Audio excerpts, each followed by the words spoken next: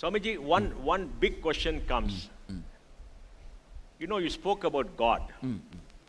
Why is this feeling in society around the world? My God is better than your God. And why is this conflict about God? Who is this God and what is this God? There's so many people say, my God is better than your God is a lesser God, somebody is the children of a lesser God, and they all fight. See. And throughout human society, more death and conflicts have occurred because of this fight between gods. What is this? What is this God? End of the day, to tell you honestly, my God is the supreme, is nothing but saying, I am supreme. I am supreme. See, our So own God is an ego, we alibi. project it on God. God is an alibi. God is just our projection. What we want to tell the world. It will be too obvious if we tell directly, I am superior. Then immediately we will come for a war. I don't have time for immediate war. So what to do? How to declare this in a very diplomatic way? In a very diplomatic way, to trying to declare this is what is my God is superior.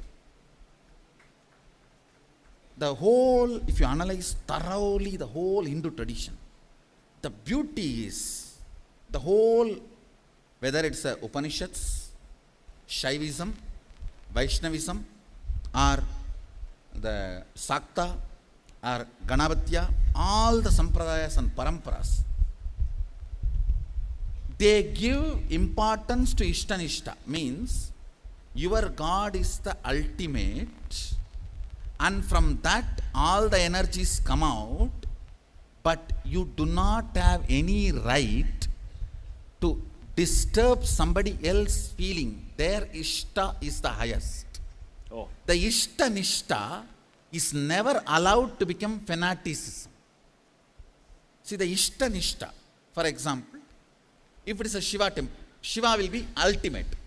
All the believers of Shiva will be worshipping him. And no doubt, in Jagannath temple, Shiva is the guardian. Guardian. Yes. Yes. If you see Brahma and Shiva, Yes, yes. both of them stand outside as Yes, guardian. yes. In Tiruvannamalai temple, Brahma searches the Shiva's head and Vishnu searches the Shiva's feet. Yes. The Ishtanishta and the universality of the supreme principle both coexisted in Hindu Sampradayas. If you see, our Ishtanishta was never allowed to become fanaticism. If I go into more details and Shastra Pramanas, it is very clearly declared, you have all the right to see your Ishta as the source of all the gods and goddesses, but you do not have a right to put this as a ultimate truth on others. On others. So It it's is very very clear. individualistic. It is not, we call it subjective truth. Subjective truth. It's a truth for the subject. It's a subjective truth. And ultimately, all Sampradayas, including Shaiva, Vaishnava, Shakta, all Sampradayas agree, divine is beyond any forms. It is for our devotion, he assumes the form. Like a water has no solid form, but when the cool breeze happens on the water, it takes a freezes. shape of ice. Yes. So our devotion gives this form. Behind this, the source has no form. Has no form. Source is beyond form. Our devotion gives this form. Even the greatest devotee knows the form with which he is worshipping will lose its form when he loses his form. Oh. See, as long as I have this form, I need a form. So I relate with it. At one point, both the forms will merge into the source. We call this Jnanavarishta Bhakti. If you see, even a common villager in Hindu tradition will have this Jnanavarishta Bhakti.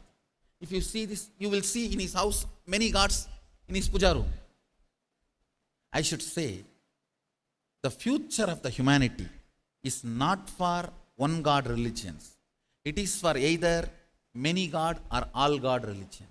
All God religions. So there'll be no conflict. Not only there can be no conflict, there can be even understandings higher understandings evolving. Not only no conflict, there is something called higher understandings. Means each of the God is infinitely powerful, potential, and this infinity is not bound by only one. Infinite infinities. Infinite infinities. See, even the one God religions also accept infinity of that one God. Yes. Infinity of the one God is a mentally retarded theory. How can infinity be only one? Infinity cannot be one. It is So, many. It's infinite. Oneness only can be infinity, Yes. not one. Yes. So infinity is self-conflict infinity of one is a self-conflict mentally retarded theory. Self. See, what I am saying, infinity is the peak conception, visualization, fantasy of logic, length. When somebody's logic is very, very deep and broad, the highest he can grasp is infinity. Unfortunately, his whole energy is sucked by the intellect. He has grasped the infinity, but his heart is left with no energy. That is why he did not grasp the infinity is infinity, not one. Not one. When we don't have a heart, only head, we consume infinity only one. When we have enough head and enough heart, we understand infinity, infinity. But Swamiji, it raises a very important question. Is there a God at all? Or we have created a God just to be happy, to find certainty in our lives? For example, surely there is a higher independent intelligence which generates, operates, destroys, dilutes, liberates. There is the independent intelligent force, no doubt. A force. Sure, independent intelligent force available, no doubt. The many ideas of gods with which we play, those ideas may be created by us and we are playing with it. God exists, not as we define it.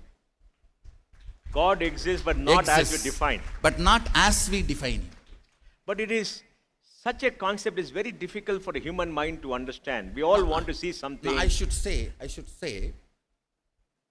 it is very easy for human mind to understand, very difficult for the people who have not yet evolved to be a human being, but in the human frame to understand. Does the avatar have God, or is the avatar a manifestation of God? I should say, avatar is the Vyakta component, means manifest component of the unmanifest God. Of the unmanifest God. See, avatar is the statement of God. God is the state of avatar. Explain to us, Swamiji. Avatar is the statement of God. Yes. Manifest of unmanifest. Yes. God is the unmanifest of the manifest. You're essentially saying that there is a force above Yes. us, which is all There is pervading. a force, I should say, not above us, above us. Okay. The above us gives a different context. Yes. Above us Yes. means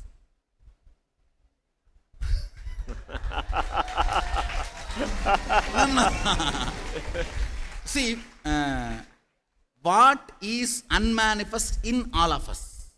I should say not even this way. It's a this way. Or this way. That means it's everywhere. See, It's everything. when I say above us, it becomes like this. Or I should say, the air we are all breathing, the space we are all in, as independent life, the source of that life is God. There is a source. There is a source, and it is intelligence. But Swamiji, It is not just power, automated mechanism or automatic mass software, like how they try to show in the Matrix movie. No. It is not a large automated matrix. No. It is an independent intelligence which can make decisions, And very which large can decisions. intervene. Large decisions. What I am saying, not only large decisions, you see, it can make the decisions as big as moving the planet Earth closer to sun or far away to sun, and it can make decisions as simple as removing one small Rudraksha from this bead. It is capable of micromanagement and macromanagement. If it's capable of micromanagement, what is our role as human beings? Are we all Katputlis? Are we all puppets in a big puppet show where somebody is doing a superior power? Or do we have a right to decide and do things for ourselves? Yes. Now let me, first of all, even in puppet show, puppet is not completely controlled.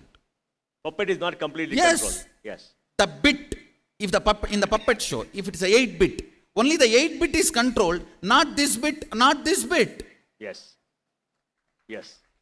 Even in puppet show, puppets are not completely controlled. So, in our life also, we are not completely controlled and we are not completely free. There is certain amount where we have a freedom. For example, everything affects our life. We have a freedom to decide. Full freedom. Full freedom. Everything affects others' life. We do not have a freedom. Because others' goodness is involved in it. So everything that affects you- everybody, we don't have the freedom. We don't have freedom. Everything affects our life. If you sit and list out those things, all of them we have a complete control, complete freedom. It's like a cow is tied with a 2-meter rope length. Within the 2 meter, he can sit, stand, grass, do whatever he wants. Within the 2-meter length, if he behaves properly, the rope can become 10 meter or liberated once for all. Yeah. So within the 2 meter, how he behaves decides the length of the rope or the liberation. Same way, we are all empowered with certain freedom. Within that freedom, how much of responsibility with which we behave, that decides whether our freedom length is going to increase or decrease or once for all freed. When somebody establishes his track record, his freedom is only going to do good to others. Suddenly you see he is completely free. No. All the resources are at his disposal. Everything comes to him. Everything comes to him. All the things are under his disposal. And there is no, he doesn't feel suffocated by not having money, time, intelligence, energy, resources, anything which he wants to achieve. I am seeing very clearly. I tell you from my own experience. Whatever I want to do, I am seeing very clearly everything automatically aligns.